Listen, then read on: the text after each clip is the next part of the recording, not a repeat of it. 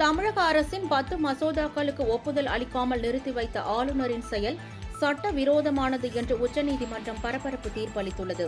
தமிழக அரசு அனுப்பிய 10 மசோதாக்களுக்கு ஆளுநர் RN ரவி ஒப்புதல் அளிக்காமல் காலம் தாழ்த்துவது தொடர்பாக தமிழக அரசு சார்பில் உச்சநீதிமன்றத்தில் வழக்கு தொடரப்பட்டது.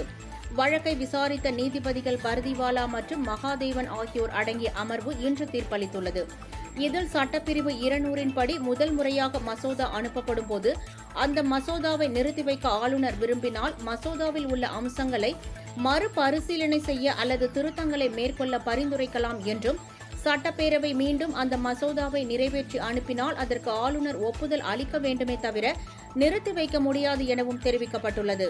அரசியல் அமைப்பில் ஆளுநருக்கு என்று சிறப்பு அதிகாரம் எதுவும் கிடையாது என்றும், மசோதாக்கள் மீது முடிவெடுப்பதில் தேவையற்ற தாமதம் கூடாது எனவும் அந்த தீர்ப்பில் குறிப்பிடப்பட்டுள்ள நீதிபதிகள், இரண்டாவது முறையாக மசோதா அனுப்பப்படும் போது அதனை குடியரசுத் தலைவருக்கு பரிந்துரைக்கும் வாய்ப்பு ஆளுநருக்கு இல்லை எனவும் தெரிவித்துள்ளனர். எனவே குடியரசுத் தலைவரின் பரிசீலனைக்கு ஆளுநர் அனுப்பி வைத்த 10 மசோதாக்களுக்கும் அரசியல் சட்டப்பிரிவு 142 படி ஒப்புதல் அளிப்பதாக நீதிபதிகள் தங்கள் தீர்ப்பில் குறிப்பிட்டுள்ளனர்.